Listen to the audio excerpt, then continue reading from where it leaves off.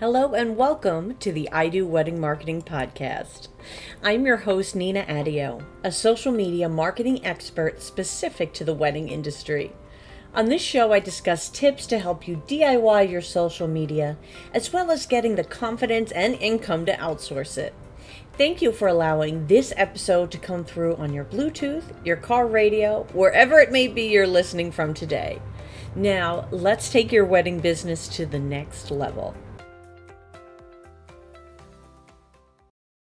Hello, friends, and welcome back to the I Do Wedding Marketing Podcast. I am recording this one a little differently than usual today. I'm in my same noisy apartment, but we are instead coming from my phone, cup of coffee in hand, and a notepad in front of me, and kind of just chatting as if you're here with me, which is, I think, when we get kind of some of our most natural conversations.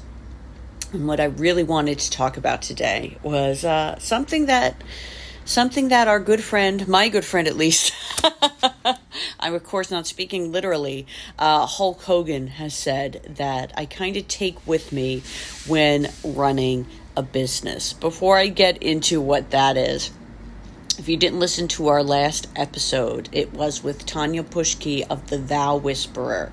And she spoke about how she has created a thriving business of wedding vows, really transforming, I think, how couples assess the wedding ceremony and wedding vow process. And she's only started it 4 years ago. I was shocked to learn that, because when I see the publications she's been in, the quality of her website, how direct and clear she describes her offerings, it really blew my mind. So you can learn a lot from her. So you'll want to go back to the last episode for that with Tanya Pushki, the Vow Whisperer. But now let's talk about what it is, what it is that Hulk Hogan has said that he's known for saying, right? He's known for saying this. There are no fellow wrestling fans listening, I'm almost positive, right? But if you're what they call a wrestling mark, which is someone who is a fan that thinks they know the business, they all know this term. And the term is, "That doesn't work for me, brother." And that's what Hulk Hogan is known as saying when he was at the peak of his fame. Whenever a storyline would be pitched, or let's say Hogan being defeated in a way he did not like, he would say, "That doesn't work for me, brother." Now, of course, Hulk Hogan had a creative clause that also allowed him to do that. But sometimes I have to tell myself that the beauty of being a business owner, an entrepreneur, a freelancer, is having the freedom to decide who you work with. And I really want to remind people of that as we get into this season of uncertainty for some vendors with the amount of bookings, right? We're kind of stabilizing post the 2021 and 2022 wedding booms, and there's a bit of panic there, and we may jump the gun to take people we wouldn't normally take on, or maybe to do it at prices we wouldn't normally do. And I want to remind us all that we have the freedom to say, essentially, "That doesn't work for me, brother." All right. I wouldn't say that to the client, but I'll get into some things that I would say instead. Now, it's never a good thing, and it rarely happens to me, but sometimes it does, where there is a disconnect and maybe not communicating or understanding on the wavelength, that I want to be with somebody. And this is when I assess my dream client wish list. So if you've heard of, there is a book and movie called The Secret. It is all about how your thoughts can manifest your outcomes. And there's a popular practice of writing a wish list of what you want in a partner. Of course, my wish list had that they were a wrestling fan, and then I meet Tommy, right? It was fantastic. But I take that practice and I write a list of what my ideal client is like to work with. And these are important things that I would like you to consider when you're thinking about who your ideal client is, because it's not just about where they're located, where they're getting married, and what their budget is. I really want you to think beyond that. How do they communicate with you?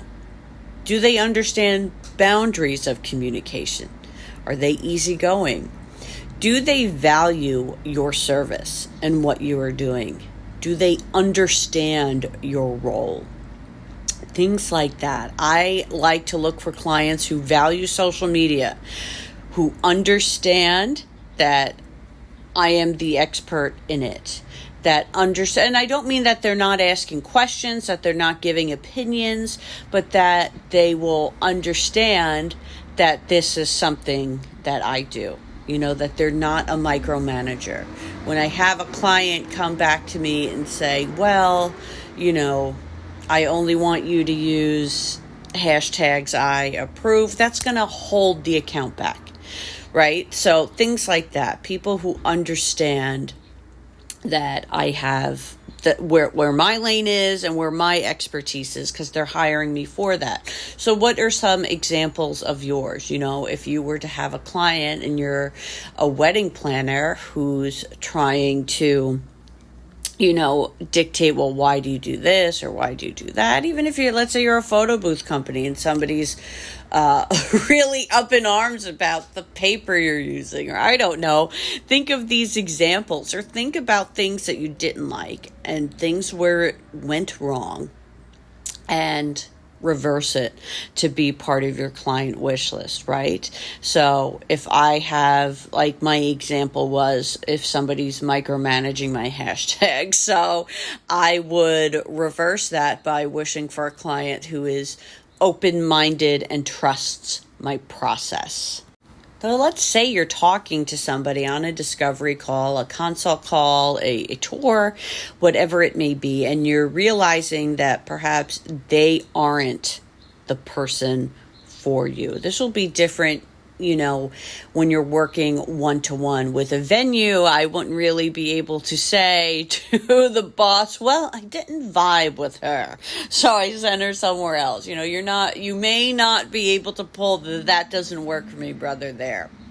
But if you're in a situation like I am, where you are the person, one-on-one working with this client, and what if they aren't a fit? So I will get calls and I'll realize that what somebody is looking for is much more like a note taker, or somebody to implement very specifically what they want. So I just very candidly suggest, and this is with their best interest in mind, that they would be able to save money and have a more enjoyable process with a virtual assistant who is able to implement these specific things they want done. So if you already have your marketing strategy and you have the specific posts you want put up and the captions you want put up and the approved hashtags you want included, you would be wasting your money to hire a social media marketing expert in the wedding industry because you're not using their knowledge. So by referring them to a virtual assistant or even seeking out an intern, I'm being honest with them in a way that's going to benefit them. So what is something that you could refer or offer these clients that would still benefit them? Perhaps you offer one-on-one coaching, and that is a much better experience than working with somebody ongoing. Or you can make them a curated playlist, right? If somebody were to come to a DJ and they have the entire 5 hours mapped out song to song that they want to approve, not every DJ is going to want that experience as a client, because it just may not be how they work. DJs need to feel how the crowd is responding and to have a bit of freedom to pick some songs. So if you were some people are fine with that. For example, like the virtual assistant, they love the direction. they love having it precise. So maybe if you're in that situation, you know someone you can refer who is seeking opportunities like that. And that is someplace to go. Now, not always we're going to pick this up before we start working with somebody. And this is when there is really that case of things can get misconstrued over email or over text, or if you're not communicating person to person, through verbal communication. And so I think it's important to know when to take it offline. If a client is upset, whether you think they're right or wrong, I think it can come across better if you explain where you're coming from and get on the same page, but doing it through a meeting, a Zoom call, or a phone call.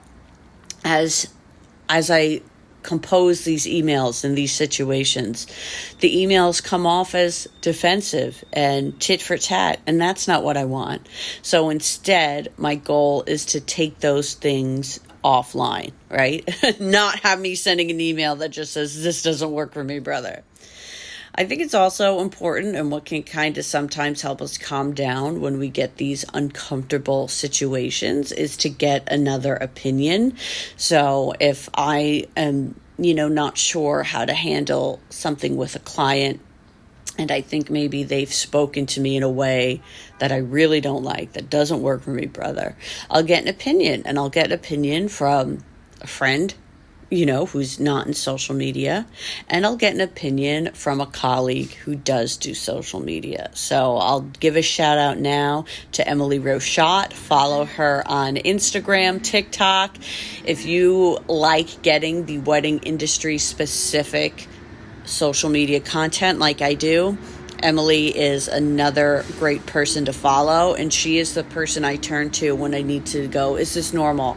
Is this how your clients, communicate with you? Am I taking this too personal? Because I work essentially alone with a virtual team.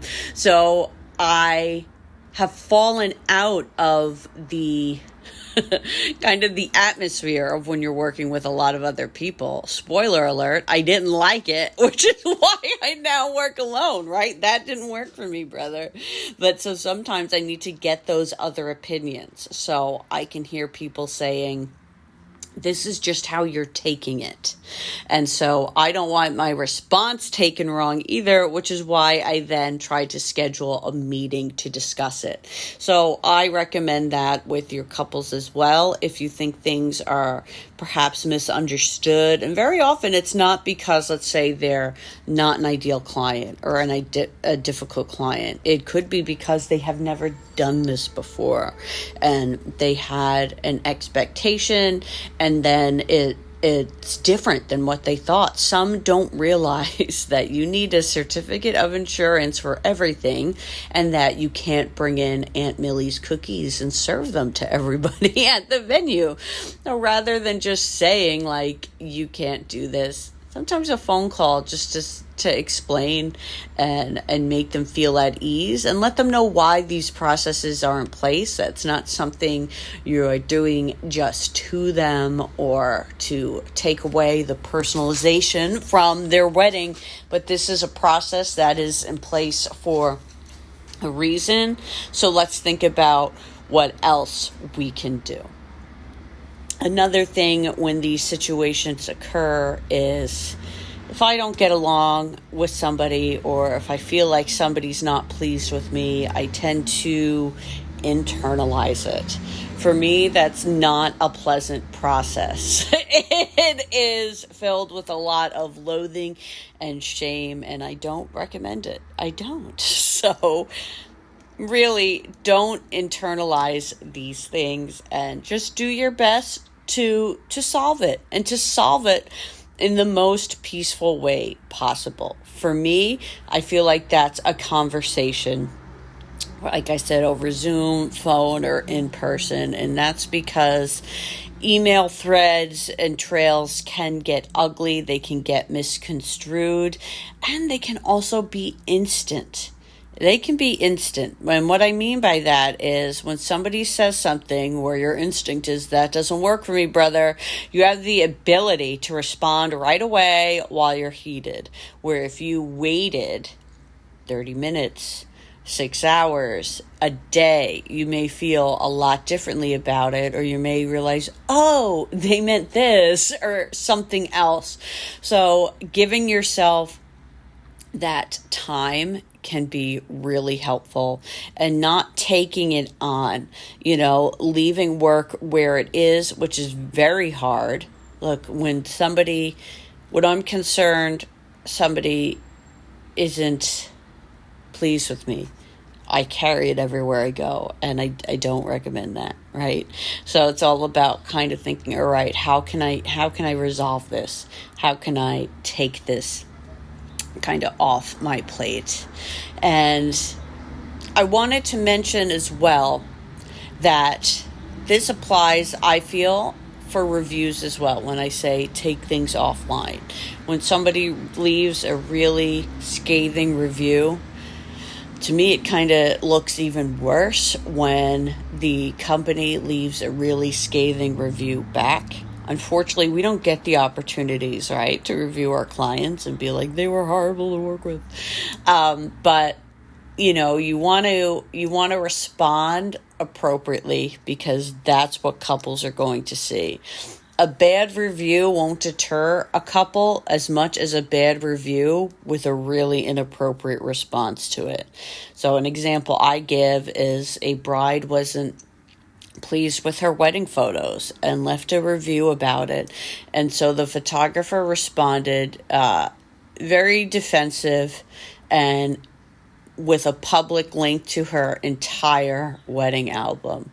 And I mean, that included photos of her getting ready where she was kind of in her robe. It included photos of her getting ready with her grandmother. I mean, really personal photos that they posted publicly, with kind of a nasty response of that, they didn't believe her. And it's like, look, I don't know, maybe if you really want to post the photos, post maybe 5 of them, but to make her personal album, the entirety of it, hundreds and hundreds of photos public, as a future bride, that would turn me off, because I would say, wow, if I have a problem with this photographer, they're going to just post all of my photos publicly, beyond a preview, right? Nobody needs to see me when I'm in my skimpy robe with grandma. So just bear in mind that how you respond, if this does get to the review level, is really what you're going to be assessed on too, in addition to just the review. We jumped around quite a bit here, where we went from, identifying when something may not be working for you, how to kind of or redirect a consult when you're starting to pick up on that, and when, I guess, stuff hits the fan, what you can do. And, what we do, what anyone does, right? I mean, life is hard. Working with other people is hard, because I think in this modern world of cancel culture and Twitter feuds and negative reviews, there's a lot of fear in these interactions and a lot of uncertainty when things go awry.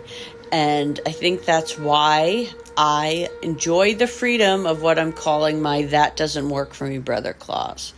And to think, if I'm in a experience that is making me feel this uncertainty, is making me feel concern after working hours, is making me feel upset because of how I've been spoken to, then it's okay for me to say, that doesn't work for me, brother, and to finish up the work and replace that client. We have this gift as business owners, and this sounds privileged, because it is. It is. All right. This is privilege, to choose who we work with. That's a privilege I want. Okay. I don't want somebody who's not kind to me in my workspace. I don't want to produce work for somebody who is not nice in their communications to me. Maybe to some that sounds immature and it's like, toughen up. But you know what?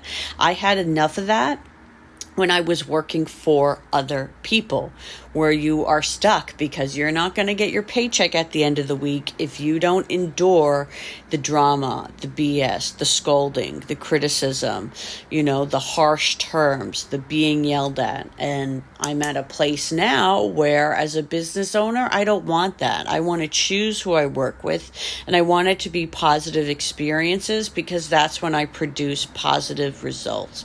If you really stifle what I can do, then it's going to hurt the account. And that's something that I don't want to be a part of. I don't want to work on an account that's not going to grow, and that's not going to generate leads, and it's not going to deliver what I promise. So when I see that conflict, I have to allow myself to bring in the Hulk Hogan clause and say, that doesn't work for me, brother. So if you think you have a that doesn't work for me, brother situation, or things where you would have liked to have said that doesn't work for me, brother, share it with me. I would love to hear it. And now I'm going to get to our mailbag segment.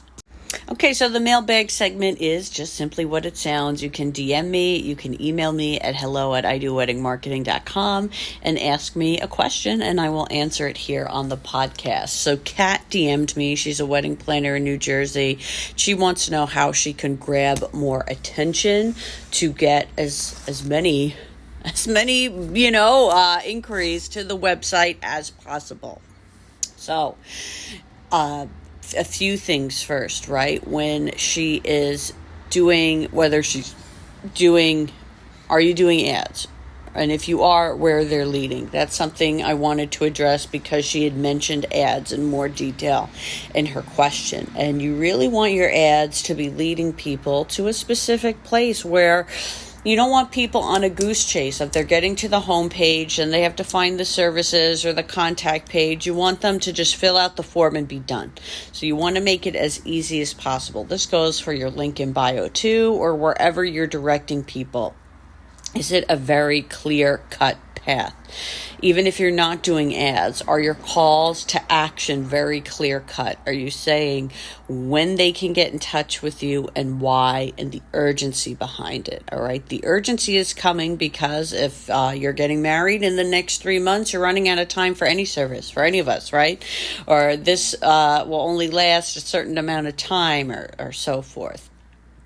So considering your urgency and your call to action. But let's think about some hooks that you could do to attract some attention. So if you're looking to get some people, I would consider making some reels content that have hooks. Couples can't believe when they learn that we also offer one-on-one planning sessions over Zoom, or we offer, vow writing classes over Zoom, or whatever it is that you offer that people don't realize. What do people love most about your service? Try to articulate that in your hook. You could address pain points in it, where it's saying, instead of spending 100 hours planning your wedding, and then the next part of the caption is, you could hire my services. So thinking of the hook is the first part of the text that's going to come up on the reel, and then the rest is going to be your answer, which is referring them to you. So let's try to brainstorm some other hooks we could do. All right, here's one. Couples can't believe they can save money this way. And then you can put your answer either in the reel itself or in your caption. The best part of every wedding is actually when, and then you put your answer. Couples forget that we also do. And then you put it. It's really just fill in the blanks about what you do and what your signature services is. But the pain points we can address are saving time, saving money, creating experiences, and I'm even going to say for the social media world, creating viral type of experiences. So some things that are going viral, are the unique ideas. When somebody has a guy who's making cannoli on the dance floor, I'm seeing that all over my feed. Oh my God, the freaking cannoli guy, right? So I don't think he's listening.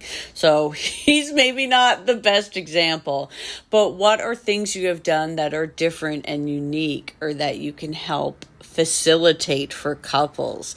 How are you giving them those viral moments, or those custom moments, or something that is unique to them as a couple? So you want to think, what could I post that's going to be shareable, savable, and scroll stopping? Because we want couples, and this is hard, guys, this is hard. We want couples to stop their scroll and go to your website. Do you know how hard it is to stop a scroll in action? So you really have to get very, very direct on this no-brainer offer. What's a no-brainer offer for couples, right? If somebody's going to save me 100 hours of my life on wedding planning, that's a no-brainer. So whatever it is that you do, deliver it in that way. And this goes for your ads as well. So a few weeks ago on the podcast, I had both Whitney Hodges and Daniela Justice on different episodes from Wedding Industry Ads, and they do a Meta Ads VIP day. So that's something I would consider if you're going to invest in trying to get more bookings in the next 6 months. Reach out to them, let them know you heard about it on the podcast, and they will transform a Meta Ads campaign that you're then able to reuse and take the knowledge that you've learned, and you can dictate the pricing, which is what makes the Meta Ads VIP day really great. It doesn't have to take an exorbitant amount of your budget, and you can change it accordingly because you're doing that part on your own. The agency is setting it up, so you have everything set up for success, but you don't have to maintain that minimum agency ads budget and so forth. So that is what I would consider as well. And look, I find it's always I don't find it's a bad practice to repurpose content to go onto other platforms. So that's Pinterest. Let's say I'm going to use Instagram as the example of the hub. If you have content on Instagram, see what can be repurposed to your Pinterest, to TikTok, and Facebook. Post on your personal Facebook page too. Let people know what you're doing and that you're looking for clients, or just say, hey, if you know anyone engaged, refer them. Don't be afraid to talk about your business and the behind the scenes on your personal page, because that's where some great leads can come. I feel like I've been talking a really long time, and I think that was just because I'm sitting here with, my coffee and notepad, so now I'm trying to rush and stop. But if you enjoyed this, I think I gave you some really tangible tips for this question that you all can start implementing. So if you have questions on it, send me a DM at I Do Wedding Marketing, and let's talk about it together. Our next episode is going to feature website and branding. I have a special interview coming. Kelly Ryan Co. is going to be on the podcast sharing a lot of SEO gems that relate to your website. So it's going to be a really good one. Make sure you're subscribed. And thank you so much for being here, guys. I know it's always a cluster, but that's because I just post it like we're talking together in a very one-sided conversation. And if that doesn't work for you, brother, then then I don't know what to tell you. I just wanted to close it with Hulk Hogan. All right. Thanks, guys. And I will see you on the next episode.